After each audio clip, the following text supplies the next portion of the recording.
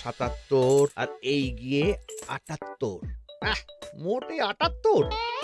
এর চেয়ে বেশি তো নবাবের দেহরক্ষীর কাছে থাকে। দূর দূর দূর দূর। অনেকদিন মহারাজকে হাত করে মোহর নেওয়া হয়নি, কিছু একটা করতেই হবে।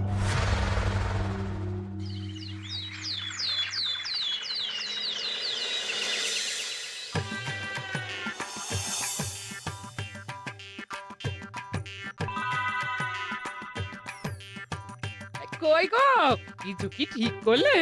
রাজকুমারের জন্মদিনে কি উপহার দেবে? হ্যাঁ গো, পেয়েছি, এই দেখো। উমা, এই যে তোমার ছোটবেলা সোনার আংটিখানা। হ্যাঁ গিন্নি, ঠিক ধরেছ। যেটুকু যা গয়না ছিল সবই তো দেওয়া হয়ে গেছে, নহে বিক্রি হয়েছে। আর তো কাউকে কিছু দেওয়ার নেই, তাই ভাবলাম এটাই উপহারে দিই। সে ভালো ভেবেছো। বেশ, আসি তাহলে, ওদিকে সবার দেরি হয়ে যাচ্ছে গিন্নি।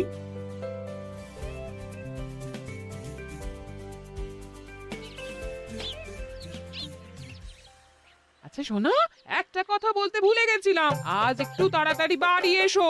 শাড়িওয়ালাকে আসতে বলেছি দুপুরে। আবার শাড়িওয়ালা কেন? আরে তুমি ভুলে গেলে, সামনে আমার মন্দির বিয়ে, তার জন্য নতুন শাড়ি লাগবে না গো। একমাত্র বড় মাসির মেয়ে বলে কথা। বুঝলাম, তো ওই একটা শাড়ির জন্য আবার আমাকে থাকতে হবে? 3টে শাড়ি উপহারের পাশাপাশি আমারও একটা শাড়ি চাই। হ্যাঁ আচ্ছা, তুমি নতুন শাড়ি নিয়ে কি করবে বলো তো? বিয়েটা তো তোমার বংশীর। বলি, সারাটা জীবন তো এই এক কাপড়ই কাটিয়ে দিলাম, কি দিয়েছ তুমি আমায়? কেন, এই নিজেকে? আমার মতো স্বামী আর কোথাও পাবে? ও সব মন ভুলানো কথায় আর চিড়ে ভিজবে না, তাড়াতাড়ি আসবে বলে দিলাম। হ্যাঁ অগত্যা।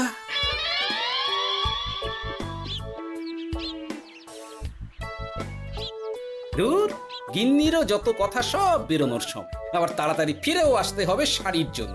দেখি মহারাজকে বলি অগ্রিম বেতনের জন্য, না হলে তো শাড়ি কেনা যাবে না। তাও একটা হলে হতো, কিন্তু এনাকেও দিতে হবে। আসলে সত্যিই তো, গিন্নি আমার কত যত্ন আত্তি করে, কিন্তু তাকে আজ পর্যন্ত তেমন কিছু উপহার দিতে পারেনি। না, গিয়ে বলি।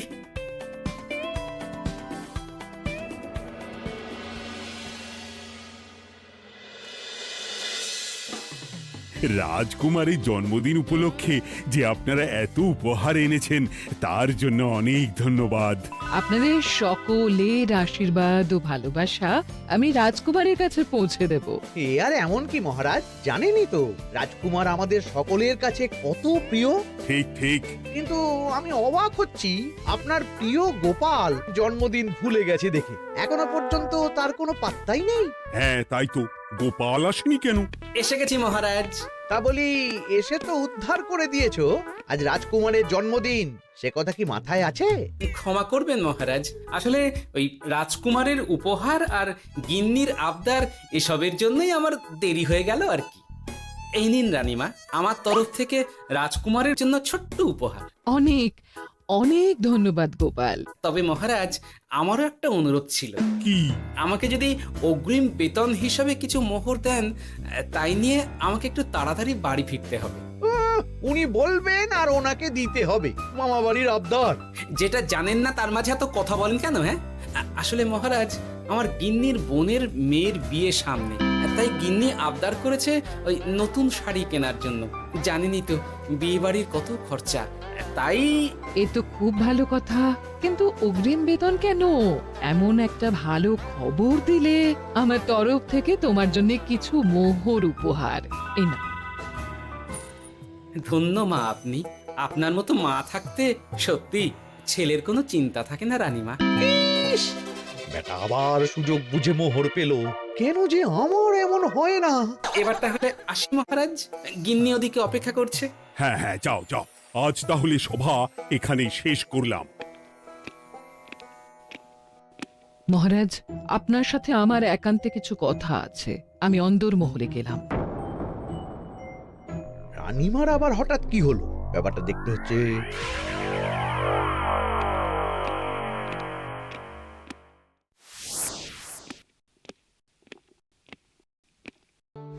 আজ আমি বুঝতে পারছি আপনি আমাকে একদম ভালোবাসেন না মহারাজ। ও কি কথা বলছো রানী? একদম ঠিক বলছি। নিজের গিন্নির আবদার মেটানোর জন্য গোপাল কত ভাবে।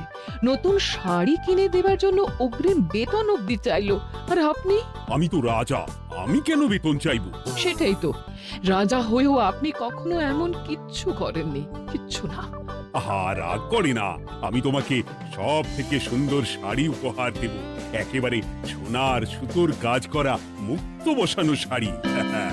এমন শাড়ি কেউ কখনো দেখেনি। ও মা, সত্যি? আচ্ছা, এই ব্যাপার। গোপালের কথা শুনে এবার মহারাজ ও রানীমাকে উপহার দেবে? ধুর, আমারই ভাগ্যটা খারাপ।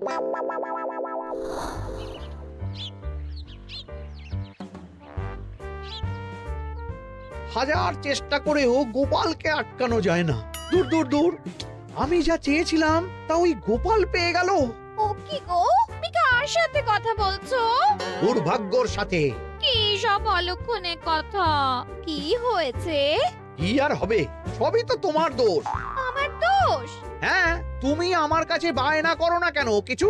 তুমি বায়না করনি বলেই আজ আমি রানীমার কাছ থেকে মোহর পেলাম না, কিন্তু গোপাল পেয়ে গেল।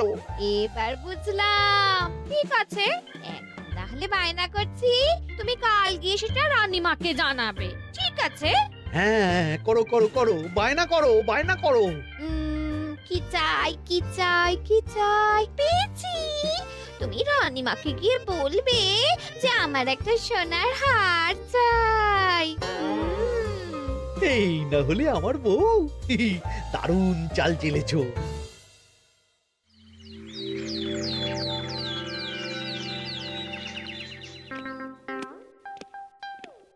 কি গো মন্ত্রী, আজ যে তুমি দেরি করলে বড়। আগে মহারাজ, আমাকে সময় নিয়ে শোনাতে শোনাতে মন্ত্রীমশাইয়ের মনে হয় নিজেরই সময় জ্ঞান খারাপ হয়ে গেছে। তুমি থামো তো মহারাজ, আমারও খুব বড় একটা বিপদ হয়ে গেছে। একমাত্র রানীমাই আমাকে বাঁচাতে পারবেন। আমাকে একটু ওনার সাথে দেখা করার অনুমতি দিন মহারাজ। কিন্তু তোমাদের রানীমা তো এখানে নেই। আসলে জানোই তো যে কুমার অনেক দূরে থাকে, তাই গতকাল রাতেই রওনা দিয়েছে। সে কি, রানীমা নেই? এবার কি হবে আমার? কেন কেন কেন, কি হয়েছে? আসলে মহারাজ, আমার বউ আমার কাছে সোনার হার গড়িয়ে দেওয়ার বায়না করেছে, তাই আমার। বুঝেছি বুঝেছি, চুপ করো তুমি। এখন তোমাকে মোহর দিতে পারবো না। কেন মহারাজ? পরের মাসে দিতে পারবো। আসলে তোমাদের রানীমাকে সোনার সুতো দিয়ে কাজ করা এক শাড়ি উপহার করেছি সদ্য, যার জন্য অনেক খরচ হয়ে গেছে। তাহলে আমার সোনার হার পরের মাসে গড়িয়ে দিও। এটা তো ঠিক না। গোপাল আপনার প্রিয় বলে যখন যা চায় তখনই সাথে সাথেই পেয়ে যায়, আর আমার বেলায় এমন। এমন কোনো ব্যাপার নয় মন্ত্রী। মহারাজ, আপনি বরং আমাকে দেওয়া মোহরগুলো আমার অগ্রিম বেতন হিসেবে ধরুন, না হলে মন্ত্রীমশাই এমন অভিযোগ বারবার করবেন। আহা গোপাল, তোমাকে তো স্বয়ং রানীমা উপহার দিয়েছেন, এসব কিছু করতে হবে না। যেমন আছে তেমনই থাক। ঠিক আছে, আমিও দেখে নেব পরে। কি দেখে নেবে মন্ত্রী? না না, ও কিছু না মহারাজ, পরেই দেখে হার গড়ানোর কথা বলছি। না, মন্ত্রীর হাবভাব মোটেই ঠিক ভালো লাগছে না। বেটা মনে মনে নিশ্চয়ই কোনো ফন্দি আটছে আমার বিরুদ্ধে। কিছু একটা করতেই হবে। গোপালের ওই মোহর উপহার পাওয়াটা আমি কিছুতেই মেনে নিতে পারছি না। একটু মাথা খাটাই, একটু মাথা খাটাই। উপায় পেয়েছি। আমাকে এখনই নবাবের কাছে গিয়ে মহারাজের নামে বলতে হবে।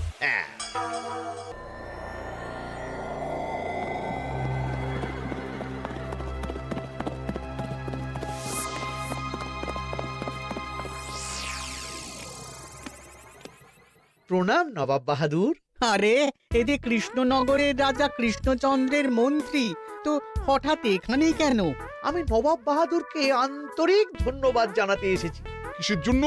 এই যে আমরা খুব খুশি রাজা কৃষ্ণচন্দ্রের মতো একজন শক্তিশালী রাজা পেয়ে। শুধু সামরিক বলেই নয়, আর্থিক, সামাজিক, রাজনৈতিক সব দিক থেকে। আর এটা সম্ভব হয়েছে আপনার মতো একজন নবাবের মহারাজের ওপর কৃপা দৃষ্টির জন্য। বলতেটা কি চাইছো তুমি? তেমন কিছুই না, আপনার গুণগান করছি। নইলে আপনিই বলুন না, আমাদের মহারাজ কখনো সোনার সুতোয় বোনা মুক্তোর কাজ করা শাড়ি কিনে রানীমাকে উপহার দিতে পারে? কি সোনার শাড়ি? হ্যাঁ, এমন দামি শাড়ি যা হয়তো নবাবের কাছেও নেই। ঠিক আছে, তুমি এখন আসতে পারো। আর শোনো, আমি তোমাদের রাজ্য পরিদর্শনের জন্য লোক পাঠাবো। কবে কখন সেটা কাল তোমাদের সূচনা পাঠিয়ে দেবো, কেমন? তো, ঠিক জায়গাতেই আগুনটা ধরিয়েছি মনে হচ্ছে। বেশ, ব্যাপারটা আমার মোটেই ঠিক লাগছে না উজির। কৃষ্ণচন্দ্রর মতো এক সামান্য রাজা এত দামি শাড়ি কিনলো কি করে? কালো বাজারি করছে না তো? আমিও একই কথা ভাবছিলাম হুজুর। এক কাজ করো, কালকে কৃষ্ণনগরে খবর পাঠাও। 2 দিন পর রাজকার্য পরিদর্শনের জন্য তুমি সেখানে যাবে। সব খতিয়ে দেখবে, আর কিছু বেগতিক বা গরমিল দেখলে সেটা বাজেয়াপ্ত করে নেবে, কেমন? আর কে হুজুর?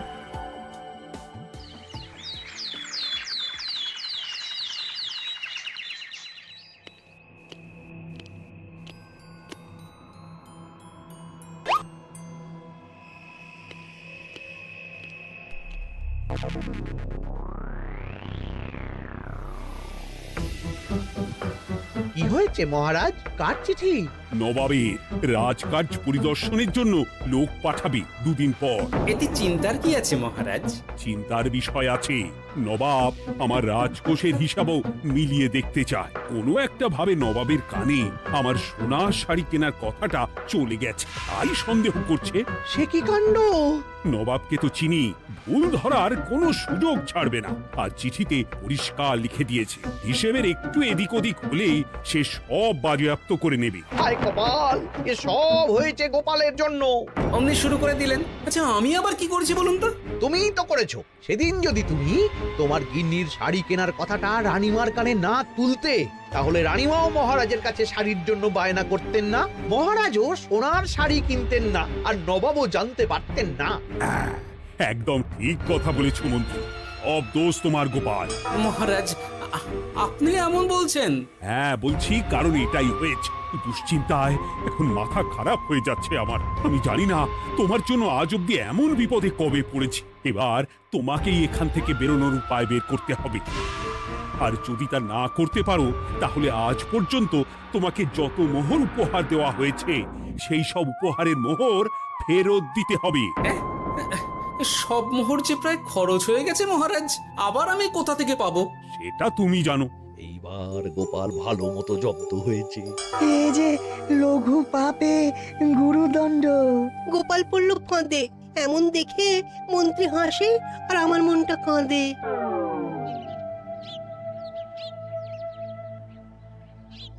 এখানে বসে কি করছো গো গিন্নি? এসে পড়েছ? ওমা, তোমার মুখটা এমন শুকনো দেখাচ্ছে কেন? আর বলো না, এই হিসেবের ঠেলায় সবকিছু বেহিসাবি হয়ে যাচ্ছে একেবারে। আচ্ছা, তুমি কি করছিলে ওই রসিদগুলো নিয়ে? দেখে হিসেব করছিলাম এ মাসে অনেক খরচ হয়েছে কিনা, সেই বুঝে পরের দিনগুলো চালাতে হবে গো। কি বললে? রসিদ দেখে হিসেব কষা? রি, এটা তোমার মাথাতেই আসেনি। ধন্যবাদ গিন্নি, আরো একবার তোমার জন্য এই যাত্রায় আমি বেঁচে যাব মনে হচ্ছে। বেঁচে যাবে কেন? কি হয়েছে? আচ্ছা, আমাকে আবার একটু রাজপ্রাসাদে যেতে হবে। আমি এলাম গিন্নি। কি যে বলে লোকটা, কিছুই বুঝতে পারি না।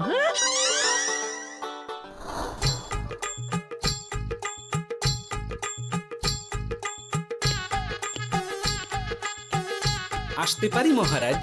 এ কি গোপাল, তুমি? আর কোনো চিন্তা নেই মহারাজ, নবাবকে হিসেব বোঝানোর উপায় পেয়ে গেছি। কি বলছো? কি উপায়? এই দুদিনে আপনি শুধু সকল প্রজাদের কাছ থেকে পুরনো রসিদ সংগ্রহ করুন, তাহলেই কেল্লা ফতে। তাই নাকি? আর নয়তো কি?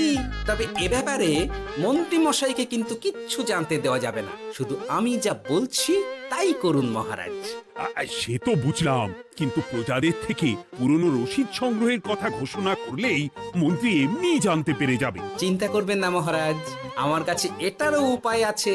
আপনি শুধু খেয়াল রাখবেন যাতে এই কথা 5 কান না হয়। বাকিটা ভরসা রাখুন, কৃষ্ণনগরের একটা ঘাসও নবাব বাজেয়াপ্ত করতে পারবে না।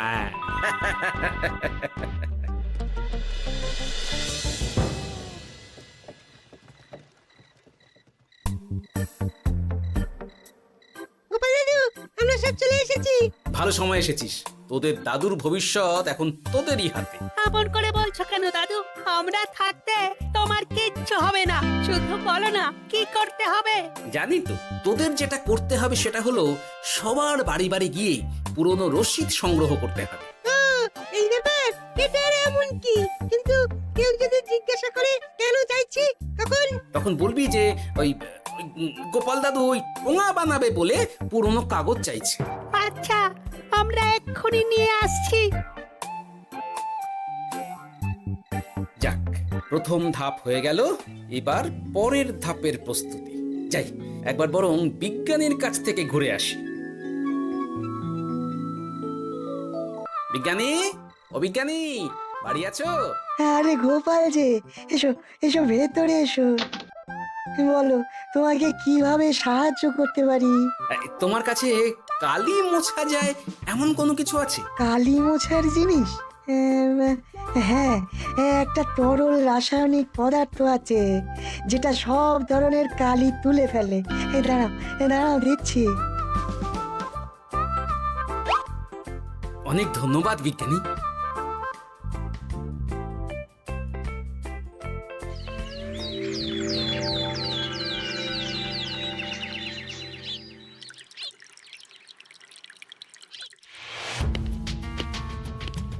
আসুন আসুন, আপনার জন্যই তো অপেক্ষা করছিলাম। তাই নাকি? এতটা পথ উনি এসেছেন, আগে ওনার জন্য শরবত ও মিষ্টির ব্যবস্থা করি। এই যে মহারাজ, আমি জল মিষ্টির ব্যবস্থা করে এনেছি, এটাও সাথে নিন। এটা কি? কেন, হিসেব ভোলা ময়রা পাঠিয়েছে এই মিষ্টি ও শরবতের দাম। এর মধ্যে এই কাজের সাথে যুক্ত ভোলা ময়রা আর তার পরিচারকের পারিশ্রমিকও যুক্ত আছে। হ্যাঁ, আসলে আমাদের মহারাজ তো প্রতিদিনের খরচ খুব হিসেব করে চলেন, তাই। ও, আমি একটু বসবো? নিশ্চয়ই, ওই তো ওদিকে বসার জায়গা। আপনি কি হাওয়া খাবেন উজির সাহেব? তাহলে রশিদে ওটাও যুক্ত করব। মস্করা হচ্ছে? আহা, রেগে যাচ্ছেন কেন? আপনার সাথে মস্করা করার মতো স্পর্ধা আমার নেই উজির সাহেব। আসলে মাসের শেষ তো, তাই একটু বেশি হিসেবে চলতে হচ্ছে আর কি। আমাকে হিসেব দেখাচ্ছ? আর রাজা কৃষ্ণচন্দ্র যে সোনার সুতোয় বোনা শাড়ি কিনতে পারলো, সেটার হিসেব কোথায়? একটা সামান্য রাজা এত অর্থ পায় কোথা থেকে? এ আবার কেমন কথা? মহারাজ যা কিনেছেন সেটা তো তার জমানো অর্থ দিয়েই কেনা। আমি বিপথে কোনো কাজ করি না। সেটা তো রাজকোষের হিসেব দেখলেই বোঝা যাবে। শুনে রাখো গোপাল, একটুও যদি হিসেব এদিক ওদিক দেখি না, তাহলে সব বাজেয়াপ্ত করে দেব। কোনো চালাকি নয়, কোনো চালাকি নয়। বেশ, তবে করুন হিসেব। আমাদের কাছে কিন্তু সব কিছু রসিদ আছে। কই গো, আনো সব, আনো আনো।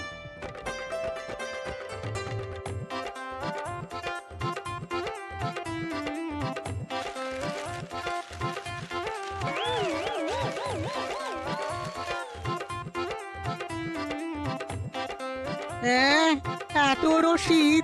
আপনি বরং নিশ্চিন্তে হিসেব কষে নিন, আমরা আসি।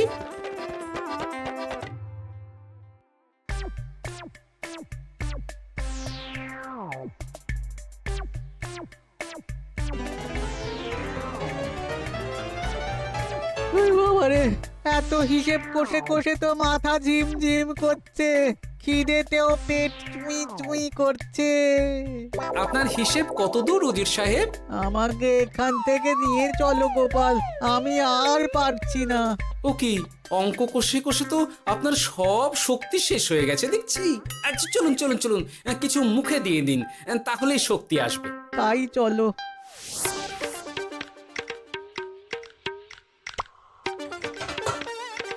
নিন, এটা হলো দুপুরের খাবার, আনাজ মশলা, এমনকি রান্নার ঠাকুরেরও পারিশ্রমিকের হিসেব। এবার আমি পাগল হয়ে যাব।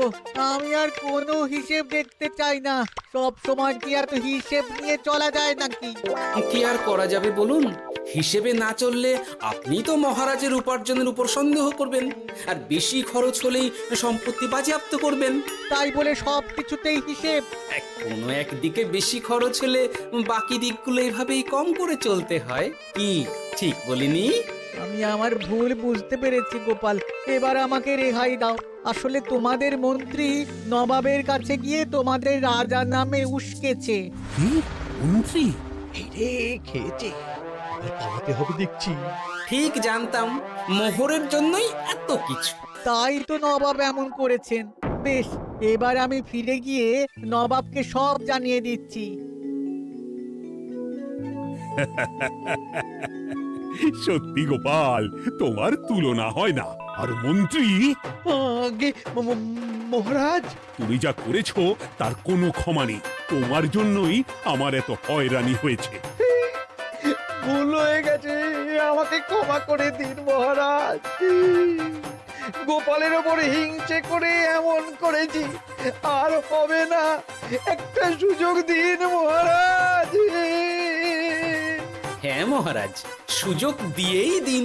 বেশ, তবে তোমার শাস্তি হলো রানীমাকে আমি যে সোনা শাড়ি কিনে দিয়েছি সেটার পুরো দাম তোমাকে আমায় দিতে হবে। হ্যাঁ?